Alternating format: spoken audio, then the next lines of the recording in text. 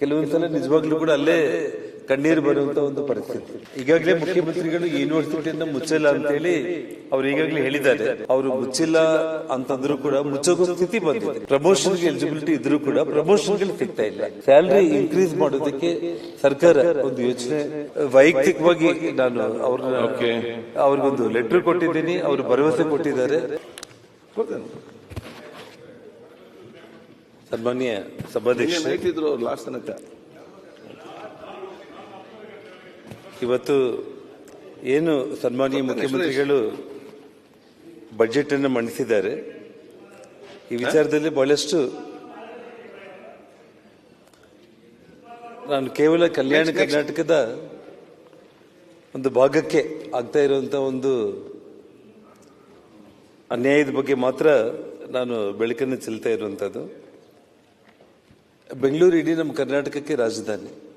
ಬೆಂಗಳೂರಿಗೆ ಅತಿ ಹೆಚ್ಚಾಗಿ ಅಮೌಂಟ್ ಅನ್ನು ಕೊಡಬೇಕು. ಅದರಲ್ಲಿ ಎಲ್ಲರೂ ಕೂಡ ಸ್ವಾಗತ ಮಾಡ್ತೀವಿ, ಅದರಲ್ಲಿ ಎರಡನೇ ಮಾತೇ ಇಲ್ಲ. ಆದರೆ ಕಲ್ಯಾಣ ಕರ್ನಾಟಕಕ್ಕೆ ಹೋಲಿಸಿದಾಗ ಅಂದರೆ ಬೆಂಗಳೂರಿಗೆ ನಾವು ಅಮೌಂಟ್ ಕೊಡ್ತಾ ಇದ್ದೀವಿ, ಅದರಲ್ಲಿ ಕೇವಲ 10ರಿಂದ 12%. ಇಲ್ಲಿ 100 ರೂಪಾಯಿ ಕೊಟ್ಟರೆ ಒಬ್ಬರಿಗೆ, ಅಲ್ಲಿ 10 ರೂಪಾಯಿ ಕೊಡುವಂಥ ಒಂದು ಪರಿಸ್ಥಿತಿ ಬಂದಿರುವಂಥದ್ದು. ಅಂದರೆ ಇನ್ನು ಅಭಿವೃದ್ಧಿ ಅನ್ನೋದು ಯಾವತ್ತಿಗೂ ನಾವು ಕಂಪೇರ್ ಮಾಡಿದ್ರೆ ಕಲ್ಯಾಣ ಕರ್ನಾಟಕ ಇದೇ ರೀತಿ ಹಿಂದುಳಿದ ಭಾಗವಾಗಿ ಉಳಿಯುವಂಥ ಒಂದು ಪರಿಸ್ಥಿತಿ ಮುಂದೆ ಬರೆಯುತ್ತೆ. ಹಾಗಾಗಿ ದಯಮಾಡಿ ಸರ್ಕಾರ ಇದ್ರ ಬಗ್ಗೆ ನಾನು ಇನ್ನೂ ವಿವರವಾಗಿ ಹೆಚ್ಚಾಗಿ ನಾನು ಬಿಡಿಸಿ ಹೇಳಲಿಕ್ಕೆ ಹೋಗಲ್ಲ. ಅಟ್ಲೀಸ್ಟ್ ಬರೋ ದಿನಗಳಲ್ಲಾದರೂ ಕೂಡ ಈ ಭಾಗಕ್ಕೆ ಏನು ಆದ್ಯತೆ ಕೊಡ್ತಾ ಇದ್ದೀವೋ, ಬರೋ ಒಂದು 3-4 ವರ್ಷ 5 ವರ್ಷ ಕಲ್ಯಾಣ ಕರ್ನಾಟಕಕ್ಕೆ ನಾವು ಆದ್ಯತೆ ಕೊಡೋದ್ರ ಮೂಲಕ ಎಲ್ಲ ಇಡೀ ನಮ್ಮ ರಾಜ್ಯ ಕೂಡ ಅಭಿವೃದ್ಧಿ ಹಂತದಲ್ಲಿ ಇದೆ ಅಂತೇಳಿ ಒಂದು ಒಳ್ಳೆಯ ಸಂದೇಶ ಕೊಡುವಂಥ ಒಂದು ಪ್ರಾಮಾಣಿಕ ಪ್ರಯತ್ನ ಸರ್ಕಾರ ಮಾಡಲಿ ಅಂತ ಹೇಳಿ ಹೇಳ್ತಾ, ಯಾಕಂದ್ರೆ ಇವತ್ತು ಕಲ್ಯಾಣ ಕರ್ನಾಟಕದಲ್ಲಿ ಆರೋಗ್ಯ ಮತ್ತು ಮೂಲಸೌಕರ್ಯ, ಶಿಕ್ಷಣ ಸೇರಿದಂತೆ ಎಲ್ಲ ವಿಚಾರಗಳಲ್ಲಿ ಕೂಡ ಇವತ್ತು ನಾವು ತೀರಾ ಹಿಂದುಳಿದಿದ್ದೀವಿ. ಎರಡನೇ ಮುಖ್ಯ ವಿಚಾರ, ನಾನು ನಮ್ಮ ಮಿರ್ಚಿ ರೈತರ ಬಗ್ಗೆ ಮಾತಾಡಬೇಕಂತ ಅನ್ಕೊಂಡಿದ್ದೆ. ನನ್ನ ಸಹೋದರ ಗಣೇಶ್ ಅದ್ರ ಬಗ್ಗೆ ಬಹಳಷ್ಟು ವಿವರವಾಗಿ ಹೇಳಿದ್ದಾರೆ. ಹಾಗಾಗಿ ಮತ್ತೆ ನಾನು ಅದ್ರ ಬಗ್ಗೆ ಹೆಚ್ಚಾಗಿ ಮಾತಾಡೋದಕ್ಕಿಂತ ಕೂಡ, ಯಾಕೆಂದ್ರೆ ಬಳ್ಳಾರಿಯಲ್ಲಿ ನನ್ನ ನಿವಾಸದಿಂದ ಗಂಗಾವತಿ ವಿಧಾನಸಭಾ ಕ್ಷೇತ್ರಕ್ಕೆ ಹೋಗೋ ಸಂದರ್ಭದಲ್ಲಿ ಸಂಪೂರ್ಣವಾಗಿ ಇಡೀ ಕ್ಷೇತ್ರನೇ ಬರುತ್ತೆ. ದಾರಿಯಲ್ಲಿ ಹೆಜ್ಜೆ ಹೆಜ್ಜೆಯಲ್ಲಿ ಕೂಡ ರೈತರು ಗಾಡಿಗಳನ್ನ ನಿಲ್ಲಿಸಿಬಿಟ್ಟು ಅವರ ಗೋಳನ್ನ ನಾವು ಕೇಳ್ತಾ ಇದ್ರೆ ಕೆಲವೊಂದ್ಸಲ ನಿಜವಾಗ್ಲೂ ಕೂಡ ಅಲ್ಲೇ ಕಣ್ಣೀರು ಬರುವಂತ ಒಂದು ಪರಿಸ್ಥಿತಿ. ಇವತ್ತು ಮಿರ್ಚಿ ರೈತರಿಗೆ ಇವತ್ತು ಬಹಳ ದೊಡ್ಡ ಪ್ರಮಾಣದಲ್ಲಿ ಬೆಳೆ ಆಗ್ಬಿಟ್ಟಿದೆ. ಆದರೆ ಅವರಿಗೆ ಬೆಲೆ ಸಿಗ್ತಾ ಇಲ್ಲ. ಗಣೇಶ್ ಬಹಳ ನೀಟಾಗಿ ಅದ್ರ ಬಗ್ಗೆ ಹೇಳಿದ್ದಾರೆ. ದಯಮಾಡಿ ಬಳ್ಳಾರಿ, ವಿಜಯನಗರ, ಗಂಗಾವತಿಯ ಸುತ್ತಮುತ್ತಲ ಇರುವಂಥ ರೈತರ ಒಂದು ಗೋಳನ್ನು ಸರ್ಕಾರ ಅರ್ಥ ಮಾಡಿಕೊಂಡು ಇವತ್ತು ಹೆಚ್ಚು ಕೋಲ್ಡ್ ಸ್ಟೋರೇಜ್ಗಳು, ಗೋಡೌನ್ಗಳು ಇಲ್ಲದೇ ಇರೋ ಕಾರಣ ಕಳೆದ ವರ್ಷ ಬೆಳೆಯನ್ನು ಏನು ಅವರು ಸ್ಟಾಕ್ ಇಟ್ಟಿದ್ದಾರೋ ಇನ್ನು ಅದರಲ್ಲಿ ಅರ್ಧ ಸ್ಟಾಕ್ ಹಾಗೇ ಇದೆ. ಮತ್ತು ಈ ಸಲ ಬೆಳೆ ಬಹಳ ದೊಡ್ಡ ಪ್ರಮಾಣದಲ್ಲಿ ಬಂದಿದೆ. ಇವತ್ತು ನಮ್ಮ ಕೇಂದ್ರ ಸಚಿವರಾದ ಪ್ರಹ್ಲಾದ್ ಜೋಶಿ ಅವರು ಕೂಡ ಕೇಂದ್ರ ಸಚಿವರಾಗಿರುವಂಥ ಶಿವರಾಜ್ ಸಿಂಗ್ ಚೌಹಾಣ್ ಅವರ ಹತ್ರ ಈ ವಿಷಯ ಪ್ರಸ್ತಾಪ ಮಾಡಿ ಕರ್ನಾಟಕ ರಾಜ್ಯದ ಮಿರ್ಚಿ ರೈತರಿಗೆ ಸಹಾಯ ಮಾಡಬೇಕಂತ ಕೇಳಿದ್ದಾರೆ. ರಾಜ್ಯದ ಮುಖ್ಯಮಂತ್ರಿಗಳು ಕೂಡ ಈಗಾಗಲೇ ಕೇಂದ್ರ ಸಚಿವರಿಗೆ ಲೆಟರ್ ಬರೆದಿದ್ದಾರೆ. ಆ ವಿಷಯದಲ್ಲಿ ಎರಡು ರಾಜ್ಯ ಮತ್ತು ಕೇಂದ್ರ ಸರ್ಕಾರಗಳು ಮಿರ್ಚಿ ರೈತರ ಒಂದು ಸಹಾಯಕ್ಕೆ ಈ ಬಾರಿ ಬರಲೇಬೇಕು. ಇಲ್ಲ ಅಂತಂದ್ರೆ ಅಲ್ಲಿನ ಪರಿಸ್ಥಿತಿ ನೋಡ್ತಾ ಇದ್ರೆ ಗಣೇಶ್ ಅವರು ಹೇಳಿದಾಗೆ ಸುಮಾರು ರೈತರು ಆತ್ಮಹತ್ಯೆ ಮಾಡಿಕೊಳ್ಳುವಂತ ಒಂದು ಸ್ಥಿತಿ ನಿರ್ಮಾಣ ಆಗಿದೆ ಅಂತ ಹೇಳ್ತಾ, ಈ ವಿಷಯದಲ್ಲಿ ಗಣೇಶ್ ಅವರು ಏನೆಲ್ಲ ಮಾತಾಡಿದ್ದಾರೆ ಅದನ್ನ ತಾವು ರೆಕಾರ್ಡ್ ಮೂಲಕ ಸರ್ಕಾರದ ಗಮನಕ್ಕೆ ತಗೊಂಡೋಗಿ ಅದನ್ನ ಬಗೆಹರಿಸಬೇಕು ಅಂತೇಳಿ ನಾನು ಆ ಕಂಪ್ಲಿ ಭಾಗದ ಮತ್ತು ಬಳ್ಳಾರಿ, ವಿಜಯನಗರ ಮಿರ್ಚಿ ರೈತರ ಪರವಾಗಿ ನನ್ನ ಮನವಿಯನ್ನು ಮಾಡ್ಕೊಳ್ತಾ ಇದ್ದೀನಿ ಸನ್ಮಾನ್ಯ ಸಭಾಧ್ಯಕ್ಷರೇ. ಅದೇ ಒಂದು ರೀತಿಯಲ್ಲಿ ನಮ್ಮ ಕೊಪ್ಪಳ ಯೂನಿವರ್ಸಿಟಿ ಬಗ್ಗೆ ಈಗಾಗಲೇ ಮುಖ್ಯಮಂತ್ರಿಗಳು ಯೂನಿವರ್ಸಿಟಿಯನ್ನು ಮುಚ್ಚಲ್ಲ ಅಂತೇಳಿ ಅವರು ಈಗಾಗಲೇ ಹೇಳಿದ್ದಾರೆ. ಅದನ್ನು ನಾನು ಸ್ವಾಗತ ಮಾಡ್ತಾ ಇದ್ದೀನಿ. ಆದರೆ ಕೊಪ್ಪಳ ಯೂನಿವರ್ಸಿಟಿಯಲ್ಲಿ ಈಗಾಗಲೇ ಅವರು ಮುಚ್ಚಿಲ್ಲ ಅಂತಂದ್ರೂ ಕೂಡ ಮುಚ್ಚೋಗೋ ಸ್ಥಿತಿ ಬಂದಿದೆ. ಸುಮಾರು 40 ಕಾಲೇಜುಗಳು ಕೊಪ್ಪಳ ಯೂನಿವರ್ಸಿಟಿ ವ್ಯಾಪ್ತಿಗೆ ಬರ್ತಾ ಇರುವಂಥದ್ದು. 16,000 ವಿದ್ಯಾರ್ಥಿಗಳು ಈ ಯೂನಿವರ್ಸಿಟಿಯಲ್ಲಿ ವ್ಯಾಸಂಗ ಮಾಡ್ತಾ ಇರುವಂಥದ್ದು. ಯಾವುದೇ ರೀತಿ ಮೂಲಭೂತ ಸೌಲಭ್ಯಗಳನ್ನೋದು ಏನೂ ಇಲ್ಲ. ಇವತ್ತು ನಾನು ಅಲ್ಲಿ ಹೋಗಿ ಕಂಡಾರ ವೈಸ್ ಚಾನ್ಸಲರು ಅಲ್ಲಿ ರವಿ ಅವರು ಅಂತೇಳಿ ಅವ್ರ ಜೊತೆ ಎಲ್ಲ ಹೋಗಿ ಮಾತಾಡಿದಾಗ ಅಲ್ಲಿ ಬಿಲ್ಡಿಂಗ್ ಬಿಟ್ಟರೆ ಯಾವುದೇ ಒಂದು ಸವಲತ್ತುಗಳು ಕೂಡ ಇಲ್ಲ. ಹಾಗಾಗಿ ಸರ್ಕಾರ ಮುಚ್ಚೋದಿಲ್ಲ ಅನ್ನೋದಕ್ಕಿಂತ ಕೂಡ ಯೂನಿವರ್ಸಿಟಿ ಮುಚ್ಚೋಗೋ ಸ್ಥಿತಿಗೆ ಬಂದಿರೋ ಕಾರಣ ನಮ್ಮ ಶಿವರಾಜ್ ಸಂಗಡಿಗೆ ಸಹೋದರ ಜಿಲ್ಲಾ ಉಸ್ತುವಾರಿ ಸಚಿವರಿದ್ದೀರಿ, ದಯಮಾಡಿ ಕೊಪ್ಪಳ ಯೂನಿವರ್ಸಿಟಿ ಬಗ್ಗೆ ಗಮನ ಹರಿಸಿ ಇವತ್ತು ಎಲ್ಲ ಸಚಿವರ ಜೊತೆ ಮಾತಾಡಿ ಅಲ್ಲಿ ಮೂಲಭೂತ ಸೌಲಭ್ಯಗಳನ್ನ ಒದಗಿಸಿ ಆ ಯೂನಿವರ್ಸಿಟಿ ಒಂದು ಒಳ್ಳೆಯ ಸ್ಥಿತಿಗೆ ಬರುವಂತ ಒಂದು ವಿಚಾರಕ್ಕೆ ಸರ್ಕಾರ ಗಂಭೀರವಾಗಿ ಯೋಚನೆ ಮಾಡಬೇಕಂತ ಹೇಳ್ತಾ. ಇನ್ನೊಂದು ಮುಖ್ಯವಾದ ವಿಷಯ ಏನಂತಂದ್ರೆ, ನಾನೊಂದು 5 ನಿಮಿಷಕ್ಕಿಂತ ಹೆಚ್ಚು ತಗೊಳ್ಳಲ್ಲ ಅಧ್ಯಕ್ಷರೇ.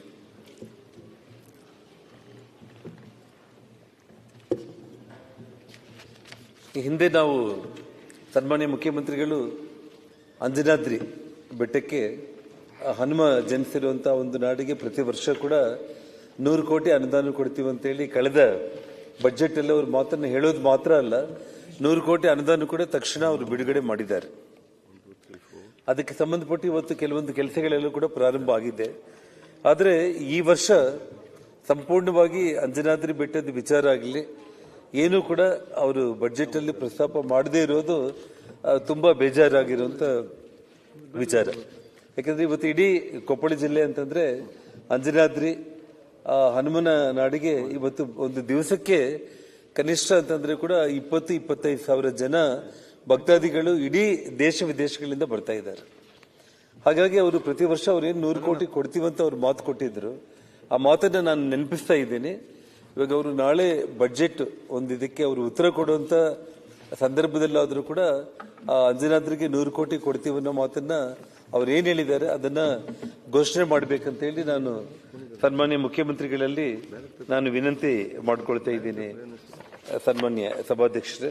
ಅದೇ ಒಂದು ರೀತಿಯಲ್ಲಿ ಕಳೆದ ಅಂದ್ರೆ 2 ಬಜೆಟ್ಗಳಲ್ಲಿ ಕೂಡ ನವಲಿ ಜಲಾಶಯದ ಬಗ್ಗೆ ಸನ್ಮಾನ್ಯ ಮುಖ್ಯಮಂತ್ರಿಗಳು ಪ್ರಸ್ತಾಪ ಮಾಡಿದ್ರು. ಕಳೆದ ವರ್ಷ ಬಜೆಟ್ ಅಲ್ಲಿ 1000 ಕೋಟಿ ಹಣವನ್ನು ಕೂಡ ಅದಕ್ಕೆ ಘೋಷಣೆ ಮಾಡೋದ್ರ ಮೂಲಕ ಅದನ್ನು ನಾವು ಅನುಷ್ಠಾನಗೊಳಿಸ್ತೀವಿ ಅಂತೇಳಿ ಸನ್ಮಾನ್ಯ ಮುಖ್ಯಮಂತ್ರಿಗಳು ಹೇಳಿದ್ರು. ಆದ್ರೆ ಈ ಬಜೆಟ್ ಅಲ್ಲಿ ನವಲಿ ಜಲಾಶಯನೇ ಆ ಪದನೇ ಕಾಣಿಸ್ತಾ ಇಲ್ಲ. ಅದು ಏನಾಗಿದೆ ನಮ್ಮ ಉಸ್ತುವಾರಿ ಮಂತ್ರಿಗಳಿಗೆ ಗೊತ್ತಾಗಬೇಕು. ಅದು ಟೆಕ್ನಿಕಲ್ ಇಶ್ಯೂಸ್ ಇರುತ್ತೆ, ಇಲ್ಲ ಅಂತ ನಾನು ಹೇಳಲ್ಲ. ನಾನು ಖಂಡಿತವಾಗ್ಲೂ ಕೂಡ ಶಿವರಾಜ್ ಸಂಗಡಿಗೆ ಅವರು, ಮುಖ್ಯಮಂತ್ರಿಗಳು DK ಶಿವಕುಮಾರ್ ಅವರು ಆಂಧ್ರ ಮತ್ತು ತೆಲಂಗಾಣ ರಾಜ್ಯದ ಜೊತೆ ಮಾತಾಡಿ ಆದಷ್ಟು ಬೇಗನೆ, ಯಾಕಂದ್ರೆ ನಮ್ಮ 4 ಜಿಲ್ಲೆಗಳಿಗೆ ಅಂದ್ರೆ ರಾಯಚೂರು, ಕೊಪ್ಪಳ, ವಿಜಯನಗರ, ಬಳ್ಳಾರಿಗೆ ಕುಡಿಯೋ ನೀರು ಜೊತೆಗೆ ಇವತ್ತು ಬೇಸಾಯಕ್ಕೆ ಕೂಡ ಉಪಯೋಗ ಆಗುವಂತ ಒಂದು ಅತ್ಯಂತ ಅದ್ಭುತವಾದಂತ ಒಳ್ಳೆ ಕೆಲಸ ಅಂದ್ರೆ ಅದು ನವಲಿ ಜಲಾಶಯ ನಿರ್ಮಾಣ. ಹಾಗಾಗಿ ಅದ್ರ ಬಗ್ಗೆ ಸೀರಿಯಸ್ ಆಗಿ ನಾಳೆ ಆ ಬಜೆಟ್ ಸನ್ಮಾನ್ಯ ಮುಖ್ಯಮಂತ್ರಿಗಳು ಉತ್ತರ ಕೊಡೋ ಟೈಮ್ನಲ್ಲಿ ಅಂಜನಾದ್ರಿ ಮತ್ತು ನಮ್ಮ ನವಲಿ ಜಲಾಶಯದ ಬಗ್ಗೆ ಅವರು ಅದನ್ನ ಇದು ಮಾಡಬೇಕಾಗುತ್ತೆ ಅಧ್ಯಕ್ಷರೇ. ಕೊನೆಯದಾಗಿ 2 ವಿಚಾರಗಳಷ್ಟೇ ಅಧ್ಯಕ್ಷರೇ.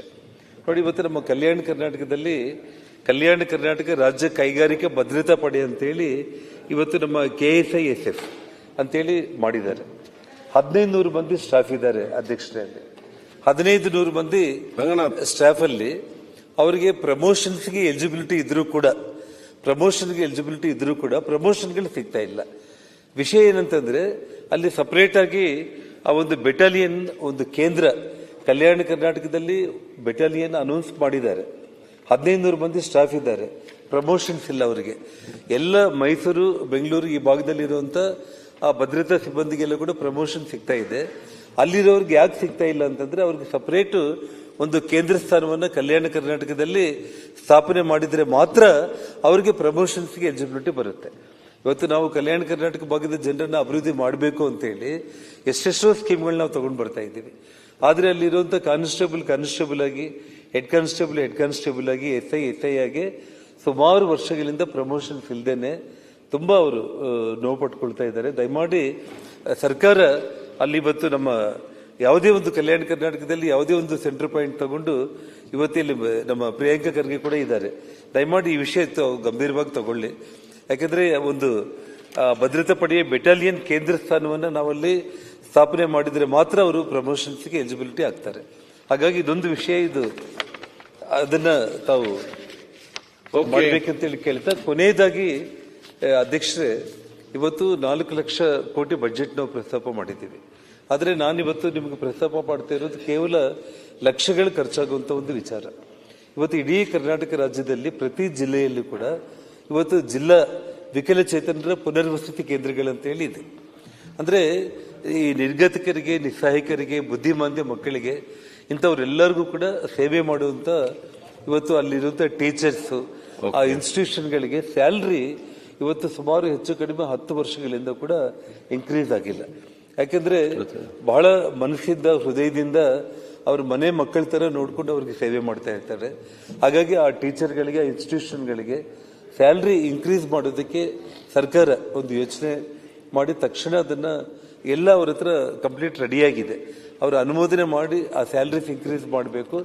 ಜೊತೆಗೆ ಅಂಗವಿಕಲರ ವೇತನಗಳೇನಿದೆಯಲ್ಲ ಅದು ಇದುವರೆಗೂ ಕೂಡ ಸುಮಾರು ವರ್ಷಗಳಿಂದ ಅವರ ಪೆನ್ಷನ್ ಸ್ಕೀಮ್ಸ್ ಏನಿದೆ ಹಳೇದು ಅದು ಹಾಗೆ ಕಂಟಿನ್ಯೂ ಆಗ್ತಾ ಇದೆ. ಇವತ್ತಿನ ಖರ್ಚು ವೆಚ್ಚಗಳು ತುಂಬಾ ಜಾಸ್ತಿ ಆಗಿರೋ ಕಾರಣ ಅವ್ರಿಗೆ ಸ್ವಲ್ಪ ಪೆನ್ಷನ್ ನ ಹೆಚ್ಚು ಮಾಡಬೇಕು ಅಂತೇಳಿ ರಿಕ್ವೆಸ್ಟ್ ಮಾಡ್ತಾ, ಕೊನೆಯದಾಗಿ ಇನ್ನು ಒಂದೇ ಒಂದು ವಿಷಯ, ಯಾಕಂದ್ರೆ ನಾನು ಮೊನ್ನೆ ಇದ್ದಿಲ್ಲ ಅಧ್ಯಕ್ಷ, ನಾನಿನ್ನೆ 2-3 ಮಿನಿಟ್ಸ್ ನಾನು ಟೈಮ್ ತಗೊಳ್ತೀನಿ, 2-3 ನಿಮಿಷನೇ ಅಷ್ಟೇ. ಮತ್ತು ಬಳ್ಳಾರಿ ವಿಮಾನಾಶ್ರಯದ ಬಗ್ಗೆ ಕಳೆದ 2 ಬಜೆಟ್ಗಳಲ್ಲಿ ಕೂಡ ಪ್ರಸ್ತಾಪ ಮಾಡಿದ್ರು. ಈ ಬಜೆಟ್ ಅಲ್ಲಿ ಅದರ ಪ್ರಸ್ತಾಪನೆ ಪೂರ್ತಿ ಕೈಬಿಟ್ಟಿದ್ದಾರೆ. 900 ಎಕರೆ ಜಮೀನಿದೆ. ದಯಮಾಡಿ ಅದನ್ನು ಯಾಕೆ ವಿಳಂಬ ಆಗ್ತಾ ಇದೆ ಅನ್ನೋದು ನನಗಂತೂ ವಿಷಯ ಗೊತ್ತಾಗ್ತಾ ಇಲ್ಲ. ಸರ್ಕಾರ ಕನಿಷ್ಠ ಮುಖ್ಯಮಂತ್ರಿಗಳು ನಾಳೆ ಬಜೆಟ್ ಉತ್ತರ ಕೊಡೋ ಟೈಮ್ನಲ್ಲಿ ಬಳ್ಳಾರಿ ವಿಮಾನಾಶ್ರಯದ ಬಗ್ಗೆ ಒಂದು ಕ್ಲಾರಿಟಿ ಕೊಡಲಿ. ಇಲ್ಲದೆ ಹೋದ್ರೆ ಅಲ್ಲಿ ಬಳ್ಳಾರಿ ಜನರು ತುಂಬಾ ಬೇಜಾರಾಗಿದ್ದಾರೆ ಅನ್ನೋಂಥ ಒಂದು ವಿಚಾರ ಹೇಳ್ತಾ, ವಿಶೇಷವಾಗಿ ಮೊನ್ನೆ ಸನ್ಮಾನ್ಯ ಮುಖ್ಯಮಂತ್ರಿಗಳನ್ನ ನಾನು ವೈಯಕ್ತಿಕವಾಗಿ ನಾನು ಅವ್ರಿಗೊಂದು ಲೆಟರ್ ಕೊಟ್ಟಿದ್ದೀನಿ. ಅವರು ಭರವಸೆ ಕೊಟ್ಟಿದ್ದಾರೆ. ಇವತ್ತು ಹಂಪಿ ಮತ್ತು ಆನೆಗುಂದಿಯಲ್ಲಿ ಇವತ್ತು ಏನು ಅಲ್ಲಿ ನಡೀತಾ ಇರುವಂತ ಒಂದು ದುರ್ಘಟನೆಗಳು, ಇವತ್ತು 3 ಲಕ್ಷ ವಿದೇಶಿಯರು ಬರ್ತಾ ಇರುವಂತ ಒಂದು ಪ್ರದೇಶ ಅಧ್ಯಕ್ಷತೆ. ಅದು ಒಂದು ವರ್ಷಕ್ಕೆ 3 ಲಕ್ಷ ಪ್ರವಾಸಿಗರು ಬರ್ತಾ ಇರುವಂತದ್ದು, ವಿದೇಶಿ ಪ್ರವಾಸಿಗರು. 40 ಲಕ್ಷ ನಮ್ಮ ಸ್ವದೇಶಿ ಪ್ರವಾಸಿಗರು ಬರ್ತಾ ಇದ್ದಾರೆ. ಆಯ್ತು. ನಾನು ಹಂಪಿಯಲ್ಲಿ ಈ ಹಿಂದೆ ನಾನೇನು ಸಚಿವನಾಗಿರುವಂತ ಸಂದರ್ಭದಲ್ಲಿ ಅಲ್ಲೊಂದು ಪೊಲೀಸ್ ಸಬ್ ಡಿವಿಷನ್ ಮಾಡಿದ್ದೆ. ಒಬ್ಬ ಡಿವೈಎಸ್ಪಿ ಅಧಿಕಾರಿ ಮತ್ತು ಒಂದು 32 ಪೊಲೀಸ್ ತಂಡಗಳನ್ನ ರಚನೆ ಮಾಡೋದ್ರ ಮೂಲಕ 64 ಮಂದಿ ಪೊಲೀಸರು ರಾತ್ರಿ ಹಗಲು ಕೂಡ ಅಲ್ಲಿ ಗಸ್ತನ್ನ ತಿರುಗಾಡ್ತಾ ಇದ್ರು. ಆದ್ರೆ ಇವತ್ತು ದುರದೃಷ್ಟ ಅಂತಂದ್ರೆ ಆ ಪೊಲೀಸ್ ಸಬ್ ಡಿವಿಷನ್ ತೆಗೆದುಬಿಟ್ಟಿದ್ದಾರೆ ಇವತ್ತು ಹಂಪಿಯಿಂದ. ಅಲ್ಲಲ್ಲಿ ಒಂದು ವಿಷಯ, ಇದು ಬಹಳ ಗಂಭೀರವಾಗಿರೋ ವಿಷಯ ಅಧ್ಯಕ್ಷರೇ, ಒಂದೇ ನಿಮಿಷದಲ್ಲಿ ನಾನು ಮುಗಿಸ್ತೀನಿ. ಆ ಪೊಲೀಸ್ ಸಬ್ ಡಿವಿಷನ್ ನ ಮುಖ್ಯಮಂತ್ರಿಗಳು ಅದನ್ನ ನಾನು ತಕ್ಷಣ ಕೈಗೊಳ್ತೀನಿ ಅಂತ ಹೇಳಿದ್ದಾರೆ. ಗೃಹ ಸಚಿವರು ಕೂಡ ಇಲ್ಲಿದ್ದಾರೆ. ಯಾಕೆಂದ್ರೆ ಇಂಥ ಘಟನೆ ಮತ್ತೆ ನಾಳೆ ನಾಡಿದ್ದು ಮತ್ತೆ ಇನ್ನೊಂದು ಆದ್ಮೇಲೆ ನಾವು ಇದ್ರ ಬಗ್ಗೆ ಮಾತಾಡಿದ್ರೆ ಪ್ರಯೋಜನ ಇಲ್ಲ. ಹಾಗಾಗಿ ಹಂಪಿ ಆನೆಗುಂದಿನ ಎರಡನ್ನ ಸೇರಿಸಿ ಒಂದೇ ವ್ಯಾಪ್ತಿಗೆ ತಗೊಂಡು ಬಂದು ಹಂಪಿಯಲ್ಲಿ ಡಿವೈಎಸ್ಪಿ ಮಟ್ಟದ ಅಧಿಕಾರಿನ ಇಡೋದ್ರ ಮೂಲಕ ಆನೆಗುಂದಿಯಲ್ಲಿ ವಿಶೇಷವಾದ ಒಂದು ಪೊಲೀಸ್ ಸ್ಟೇಷನ್ ಮಾಡಿ ಅಲ್ಲೊಬ್ಬ ಪೊಲೀಸ್ ಸರ್ಕಲ್ ಇನ್ಸ್ಪೆಕ್ಟರ್ನ ಮಾಡೋದ್ರ ಮೂಲಕ ಸಿಬ್ಬಂದಿ ಜಾಸ್ತಿ ಆಗ್ತಾರೆ.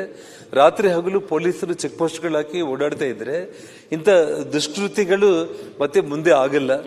ಜೊತೆಗೆ ಇವತ್ತು ನೋಡಿ ಅಲ್ಲಿ ಕೇವಲ ಅವ್ರ ಜೀವನ ಅಲ್ಲಿ ಹಂಪಿ ಆನೆಗುಂದಿ ಭಾಗದಲ್ಲಿ ಈ ಟೂರಿಸ್ಟ್ಗಳು ಬರೋದ್ರಿಂದನೇ ಅಲ್ಲಿರುವಂತ ಗ್ರಾಮೀಣ ಭಾಗದ ಜನರು ಸಣ್ಣ ಪುಟ್ಟ ಹೋಮ್ ಸ್ಟೇಗಳು, ರಿಸಾರ್ಟ್ಸ್ ಮಾಡ್ಕೊಂಡು ಬದುಕ್ತಾ ಇದ್ದಾರೆ. ಇವತ್ತು ನೋಡಿ ಅಧ್ಯಕ್ಷರೇ, ಒಂದು ಘಟನೆ ಆದ ತಕ್ಷಣ ಇವತ್ತು ನಿನ್ನೆ ತಹಸೀಲ್ದಾರ್ ಎಸಿಗಳೆಲ್ಲ ಕೂಡ ಬಂದು ಎಲ್ಲರನ್ನ ಬಂದ್ ಮಾಡಿಸ್ಬಿಟ್ಟಿದ್ದಾರೆ. ಇವತ್ತು ಎಲ್ಲರೂ ಪ್ರವಾಸಿಗರೆಲ್ಲ ಖಾಲಿ ಮಾಡ್ಕೊಂಡ್ಬಿಟ್ಟು 150 ಹೋಮ್ ಸ್ಟೇಗಳಿಂದ ಎಲ್ಲ ಪ್ರವಾಸಿಗರು ವಾಪಸ್ ಹೋಗ್ಬಿಟ್ಟಿದ್ದಾರೆ. ಸನ್ಮಾನ್ಯ ಎಚ್ ಕೆ ಪಾಟೀಲ್ರು ಇಲ್ಲಿ ಹಿರಿಯರಿದ್ದಾರೆ. ಅವರು ನೋಡಿ ಇವತ್ತು ಹೇಳಿದ್ರಲ್ಲ ವಿಷಯ ಅಲ್ಲ ಅಧ್ಯಕ್ಷ, ಇವತ್ತು ವಿದೇಶಗಳಲ್ಲಿ ಒಂದು ಕೆಟ್ಟ ಸಂದೇಶ ಹೋಗ್ಬಾರ್ದು. ಎಲ್ಲರೂ ಖಾಲಿ ಮಾಡ್ಕೊಂಡು ಹೆದರ್ಕೊಂಡು ಹೋಗ್ಬಿಟ್ಟಿದ್ದಾರೆ. ದಯಮಾಡಿ ಇದನ್ನ ಸದನ ಮುಗಿದ ಮೇಲೆ ಆದ್ರೂ ಕೂಡ ಗೃಹ ಸಚಿವರು, ಪ್ರವಾಸೋದ್ಯಮ ಸಚಿವರು, ಉಸ್ತುವಾರಿ ಸಚಿವರಾಗಿರುವಂತ ನಮ್ಮ ತಗಡ್ಗಿ ಅವರು ಎಲ್ಲರೂ ಕೂಡ ಸೇರಿ ಗಂಭೀರವಾಗಿ ಒಂದು ಮೀಟಿಂಗ್ ಅನ್ನ ಮಾಡಿ ಇವತ್ತು ಆನೆಗುಂದಿ, ಹಂಪಿ ಆ ಪ್ರವಾಸಿಗರ ರಕ್ಷಣೆಗೆ ಇವತ್ತು ಪೊಲೀಸ್ ಭದ್ರತಾ ವ್ಯವಸ್ಥೆಯನ್ನ ಮಾಡ್ಬೇಕಂತೇಳಿ ಮನವಿ ಮಾಡಿಕೊಂಡು ನಾನು ನಿಮ್ಮ ಮಾತನ್ನು ಮುಕ್ತಾಯ ಮಾಡ್ತಾ ಇದ್ದೀನಿ. ತಮಗೆ ಧನ್ಯವಾದ. ಹೆಚ್ಚಿನ ವಿಡಿಯೋಗಳಿಗೆ ಪ್ರತಿಧ್ವನಿ ಯೂಟ್ಯೂಬ್ ಚಾನೆಲ್ ಸಬ್ಸ್ಕ್ರೈಬ್ ಮಾಡಿ, ಬೆಲ್ ಐಕಾನ್ ಕ್ಲಿಕ್ ಮಾಡಿ.